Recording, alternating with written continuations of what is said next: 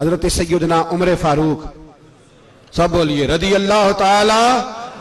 حضرت عمر فاروق رضی اللہ تعالیٰ عنہ کا مبارک زمانہ ہے۔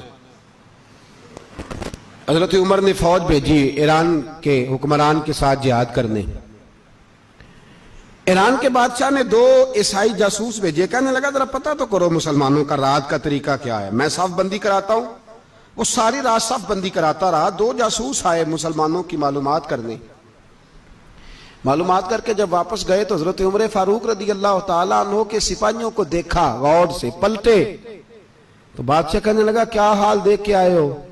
کہنے لگا سارے مسلح پہ بیٹھے ہوئے ہیں، جتنے گھنٹے ہم وہاں رہے ہیں مجاہدین مسلح پہ رہے ہیں، یوں لگتا ہے جیسے ان کا دنیا داری سے کوئی تعلق۔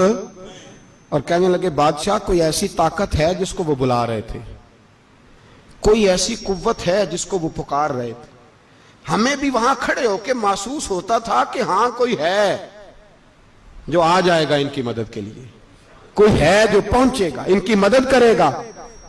ایران کا بادشاہ کہنے لگا مجھے سمجھ آ گئی ہے، وہ جسم کی طاقت سے ہی نہیں لڑتے، وہ کوئی غیبی طاقت ہے جس سے وہ لڑتے ہیں۔ بھائی وہ غیبی طاقت بھی تو ہمارے پاس ہم نے ناراض کر لیا نا، وہ بھی تو نہیں نا، مسجد کا رخ بھی تو کوئی نہیں۔ اور میں نے پچھلے جمعے بھی کہا تھا، پھر کہتا ہوں، وہن ہو گیا امت کو۔ نبی پاک نے فرمایا امت کو وہ کیا ہے، دنیا سے محبت ہو گئی ہے، موت سے کراہت ہو گئی ہے، وہن ہے۔ صحابہ کرام کو موت سے بڑا پیار تھا، موت سے بڑی محبت کر، ہماری طرح نہیں، وہ کہتے تھے مریں گے تو منو مٹی، تو وہاں ٹھیک ہے عذاب قبر حق ہے، لیکن میں کہا کرتا ہوں سالوں کے بعد جو پردیس سے ماں کے پاس آئے، ماں اسے عذاب نہیں دیتی، اس کا ماتھا چوما کرتی ہے۔ اور بھائی جو رب کریم کی بارگاہ میں جائے گا تیرا کیا خیال ہے، گل سڑ جائے گا؟ مدینے والے حبیب نے فرمایا قبر المومن روضۃ من ریاض الجنہ، فرمایا میرا مومن جب قبر میں جاتا ہے تو اللہ جنت کے سارے دروازے کھول دیتا ہے، وہ تو اللہ کی رحمت میں پہنچتا ہے۔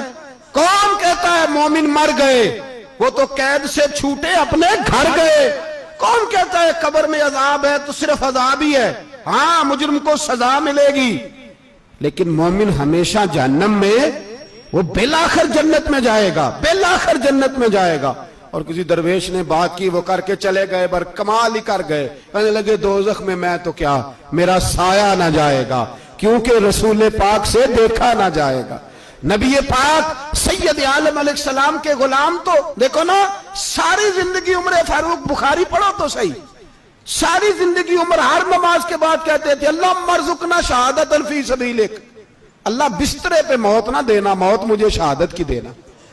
حضرت سیدنا مولا علی شیر خدا کرم اللہ تعالیٰ وجہ الکریم ساری زندگی کہتے رہے اللہ علی نے میدان میں عمر گزاری ہے، اسے شہادت کی موت عطا فرما۔ او بھائی یہ تو شہادتیں مانگنے والے۔ حضرت امام حسین میدان کربلا میں کھڑے تھے، شمر کہنے لگا حسین تیری چاروں جانب موت ہے، تو آپ فرمانے لگے تجھے ابھی ہمارا پتہ ہی نہیں، موت سے تو ہمارا پیار چلتا ہے، اور فرمایا یہ شہادت تو ہمارا پیچھا کرتی ہے، پہنچ جاتی ہے جہاں ہم ہوتے ہیں، موت سے ڈرا رہا ہے۔ مسلمان کا مرنے کو دل نہیں کرتا، ورنہ وہ اتنی بڑی کوٹھی میں کون رہے گا؟ مرنے کو دل اس لیے نہیں کرتا کہ وہ جو 6 کروڑ 10 کروڑ ڈالر لوٹ کے رکھے، مر گئے تو کھائے گا کون؟ وہ فقیر فاقہ مست تھے، ان کا گھر ہی کوئی نہیں تھا، ان کے بینک بیلنس ہی کوئی نہیں تھے، وہ کہتے تھے گھر ہمارا ہے وہ جو ہمارے رب نے تیار کیا ہوا ہے، ہمارا بینک بیلنس ہے وہ جو ہمیں جنت میں جا کے ملے گا، ان کا تو یہ کھاتا ہی کوئی نہیں تھا، اس لیے وہ شہادت کی۔ حضرت عمر بن جموع رضی اللہ تعالیٰ عنہ میدان احد میں 4 بیٹے لے کے آئے، کتنے بیٹے؟ بول کے بتائے، 4 بیٹے لے کے عمر بن جموع آئے، اور خود ایک ٹانگ سے لنگڑے سے آپی ہیں، ٹانگ چھوٹی ہے، حضور کے سامنے کھڑے ہوئے کہا محبوبہ میرے 4 ہی تھے، میں 4 لے آیا ہوں، قبول کر لے۔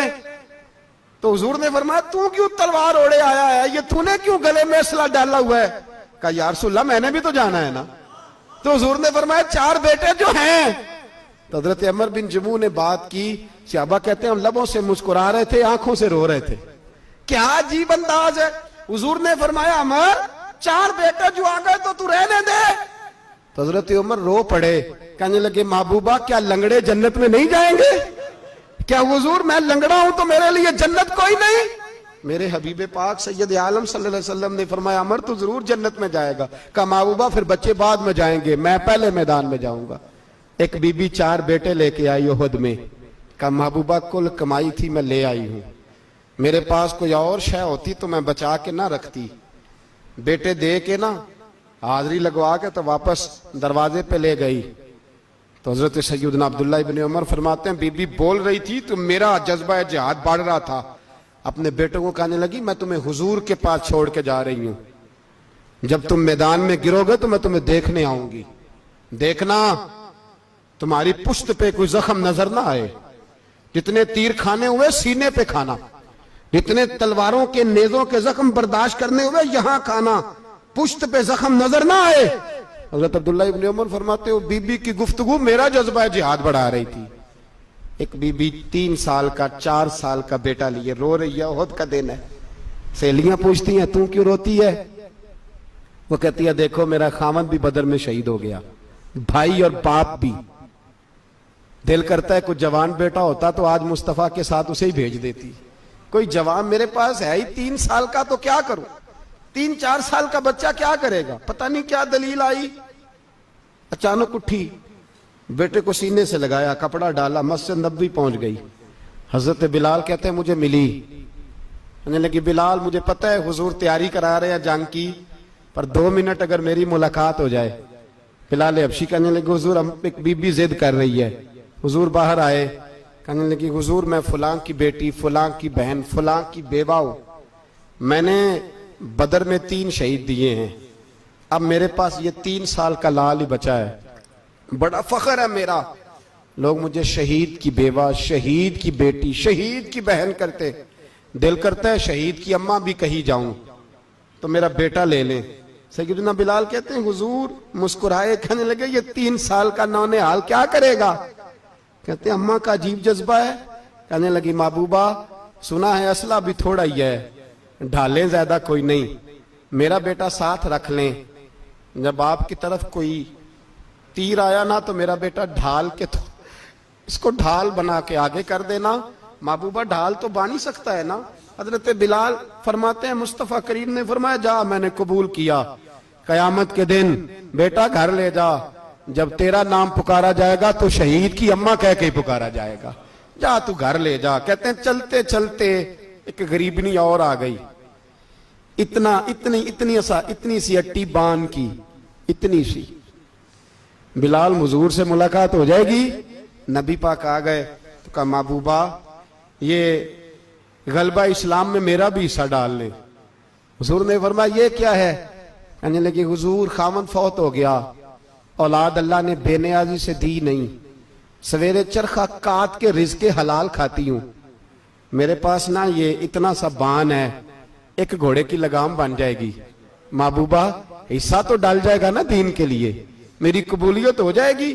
میرے حبیب نے ہاتھ اٹھائے اور دعا مانگی, کہے اللہ جتنا تو میدان کے مجاہدوں کو اجر عطا فرمائے اتنا اس غریبنی کو بھی عطا فرمانا, اتنا اسے بھی دینا. بھائی یہ جذبے تھے, یہ رنگ تھا امت مسلمہ کا, اس لیے کافر گھر میں بیٹھ کے کامپا کرتا تھا. اب اسے پتا ہے یہ اسی والی کار سے نہیں نکل سکتے, اسے پتا ہے کہ ہم نے انہیں بوتل پہ لگا دیا ہے, اب یہ پیپسی مرینڈا اور یہ پی کے کھانے کے ساتھ تو یہ مست رہتے ہیں, اب یہ نہیں نکل سکتے گھر سے. ہم نے انہیں ان چیزوں پہ لگایا ہے جو ان کے وجود کو کھوکھلا کر رہی, اب کیسے میدان میں نکلیں گے؟ وہ اس لیے نہیں ڈرتا کہ وہ تیری آسائشوں, تیری زندگی میں آنے والی سہولتوں سے آشنا ہے. موت بستر پہ بھی آ جاتی ہے, لیکن جس کو میدان میں آتی ہے وہ ساری زندگی زندہ رہتا ہے, وہ ساری زندگی زندہ رہتا ہے. بھائی مرنا تو ہے, لیکن اگر زندگی دین کے کام آئے گی تو امر ہو جاؤ گے, بچ جاؤ گے.